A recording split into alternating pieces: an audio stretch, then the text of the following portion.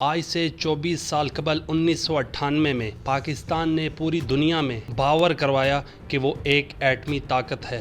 ایک بات میں کہوں گا کہ آپ ذوالفقار علی بھٹو صاحب سے یہ اعزاز بالکل نہیں چھین سکتے۔ اس کی بنیاد جو ہے وہ انہوں نے رکھی تھی۔ بلوچستان کو اس بات پہ فخر کرنا چاہیے، ان کو یہ اعزاز حاصل ہے جو پاکستان ایٹمی طاقت بنا ہے اس میں ان کا علاقہ استعمال۔ اگر کوئی ہمارا ہیرو نمبر 1 ہے ایٹمی معاملات میں تو ڈاکٹر قدیر خان ہے۔ اردو پوائنٹ کی ویڈیوز دیکھنے کے لیے ہمارا چینل سبسکرائب کیجیے اور بیل کے آئیکن پر کلک کیجیے تاکہ آپ ہماری تمام آنے والی ویڈیوز سے باخبر رہ سکیں۔ السلام علیکم، آپ دیکھ رہے ہیں اردو پوائنٹ۔ میرا نام بلال عباسی ہے۔ میرے ساتھ آج خصوصی مہمان ہیں سابقہ سیکرٹری دفاع جنرل نعیم خالد لودھی صاحب۔ بہت شکریہ جنرل صاحب۔ آج سے 24 سال قبل آج ہی کے دن 28 مئی کو بلوچستان کے علاقے میں دھماکے کر کے کیا دکھایا گیا تھا دنیا میں؟ کیا تاثرات تھے پاک فوج کے؟ جی میں اس وقت لیفٹیننٹ کرنل تھا، سینئر لیفٹیننٹ کرنل، اور بس ہم آپ کو ایکسپریس نہیں کر سکتے کہ جس قسم کے تاثرات تھے، کیونکہ صاف ظاہر ہے کہ ہمارا مقابلہ جو ہے یا ہمارا واسطہ جو ہے بہت ہی عیار اور بہت بڑے دشمن کے ساتھ ہے۔ تو میں سمجھتا ہوں کہ بہت قابل فخر دن تھا پاکستان کے سائنسدانوں کے لیے، پاکستان کی حکومتوں کے لیے جنہوں نے اس کو سپورٹ کرتے رہے لگاتار، سیکیورٹی فورسز کے لیے جنہوں نے اس کو تحفظ دیا، اس کو آگے چلنے میں مدد کی، اور پاکستان کے عوام کے لیے جنہوں نے میں سمجھتا ہوں کہ اپنا پیٹ کاٹ کر اپنے دفاع کے لیے جو ہے نا فراہم کیے جو بھی ذرائع تھے۔ تو اس لحاظ سے میں سمجھتا ہوں اوورآل بہت ہی بڑا دن تھا، خوبصورت دن تھا، اور پوری قوم کے لیے بہت خوشی کا سما تھا۔ تو پاک فوج کا مورال کیا تھا اس وقت؟ جی خیر، پاکستانی فوج کا مورال تو بہت مناسب تھا، اور بلکہ انتظار کر رہے تھے جب انہوں نے دھماکے کیے کہ ہم کب کریں گے، کیونکہ یہ ایک بہت بڑا فیصلہ تھا۔ اور یہ کچھ لوگ یہ بحث کرتے ہیں کہ یہ نواز شریف صاحب نے کیا ہے کس نے، کہ میں یہ سمجھتا ہوں کہ دیکھیں جو بھی سربراہ ہوتا ہے حکومت کا اس وقت، تمام اچھائی یا برائی اسی کے کھاتے میں جاتی ہے۔ تو یہ آپ ان سے چھین نہیں سکتے یہ حق کہ یہ ان کی موجودگی میں ہوا جب وہ وزیر اعظم تھے، تو صاف ظاہر ہے کہ ان کے ایما پر ہوا، ان کی اجازت سے ہوا، تو اس لیے وہ جو لیتے ہیں اس کا کریڈٹ وہ درست لیتے ہیں۔ اور اس کے بعد پاکستان اللہ تعالیٰ کے فضل سے ایک لحاظ سے بہت محفوظ ہو گیا۔ یہ الگ بات ہے کہ پھر اور بہت سارے سوراخ ہماری دیواروں میں نکال لیے گئے، ہمارے دشمنوں نے نکالے، کچھ ہم نے خود بھی کرے دے۔ میاں نواز شریف اس وقت وزیر اعظم تھے، ظاہر آپ کہتے ہیں کریڈٹ لیتے ہیں، کیا وہ گھبرائے ہوئے تو نہیں تھے اگر ہم اس کام میں ناکام ہوئے تو ہمیں کن سرکمسٹانسز کا سامنا کر سکتا ہے؟ آپ ظاہر اس وقت حاضر ڈیوٹی تھے۔ نواز شریف صاحب کو میں نے دیکھا اس وقت جب یہ ساری بات چیت ہو رہی تھی، تو یہ تو نہیں میں کہوں گا کہ وہ گھبرائے ہوئے تھے، لیکن یہ میں ضرور کہوں گا اور بلا تامل کہوں گا کہ وہ گو مگو کے عالم میں تھے۔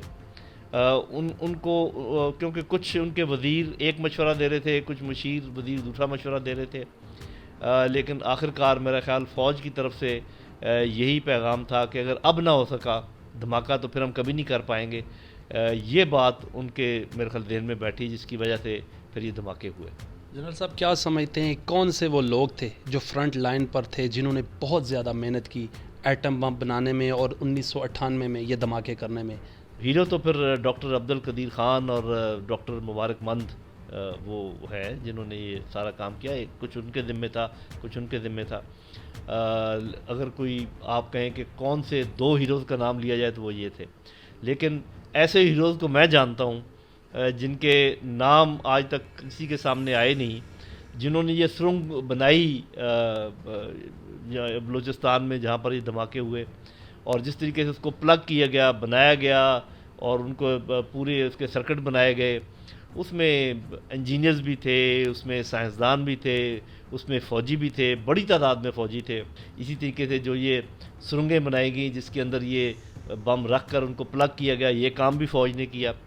تو فوج کا بہت بڑا رول ہے ہمارے نیوکلیئرس میں۔ لیکن ایک بات میں کہوں گا کہ آپ ذوالفقار علی بھٹو صاحب سے یہ اعزاز بالکل نہیں چھین سکتے کہ اس کی بنیاد جو ہے وہ انہوں نے رکھی تھی جب ڈاکٹر قدیر خان کو انہوں نے کہا کہ وہ اس پروجیکٹ کو شروع کریں۔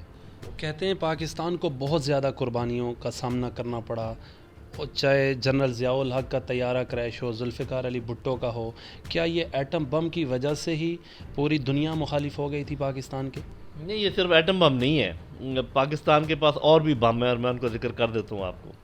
پاکستان کے عوام میں جو جذبہ ہے جہاد کا، جو کہ آج کل تھوڑا سا دبا دیا گیا ہے، اور جو ان کا شہادت پر ایمان ہے، اور جو ایک مسلمان ہونے پر فخر ہے، اور الٹیمیٹلی اتنی بڑی آبادی ہے، اور پھر ان کے ہاتھ میں ایٹم بم بھی آ گیا، تو یہ ایک قوت ایمانی کو توڑنے کے لیے ضروری تھا۔ میں سمجھتا ہوں کہ جو پاکستانی قوم کا جذبہ جہاد، پاکستان کی فوج کی توانائی، اور یہ جو ایٹم بم، ایک فیکٹر ایٹم بم بھی تھا، لیکن باقی جو فیکٹر ہیں ان کا بھی میں نے ذکر کر دیا۔ یہ ایٹم بم کے جو دھماکے کیے گئے 1998 میں 28 مئی کو، یہ بلوچستان کا چناؤ کیوں کیا گیا؟ یہ کیا خاص وجہ تھی کہ یہ جو دھماکے تھے یہ بلوچستان میں، یا وہاں سے انڈیا کا دیکھنا تھا یا اور ممالک کو دکھانا تھا یہ زیادہ نزدیک تھا؟ میرا خیال ہے کہ بلوچستان کو اس بات پہ فخر کرنا چاہیے، ان کو یہ اعزاز حاصل ہے کہ جو پاکستان ایٹمی طاقت بنا ہے اس میں ان کا علاقہ استعمال ہوا ہے۔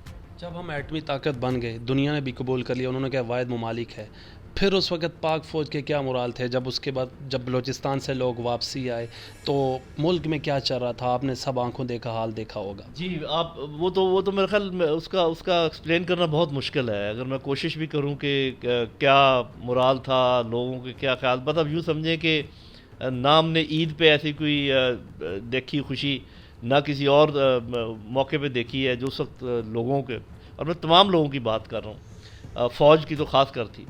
تو ابھی میں سمجھتا ہوں کہ ہماری لیڈرشپ کو چاہیے کہ وہ جو ایٹم بم بنانے کے، ایک تو جو اس سے آپ کو کانفیڈنس ملا ہے، اس کی بنیاد پر آپ کو اور چیزیں بنانی چاہیے۔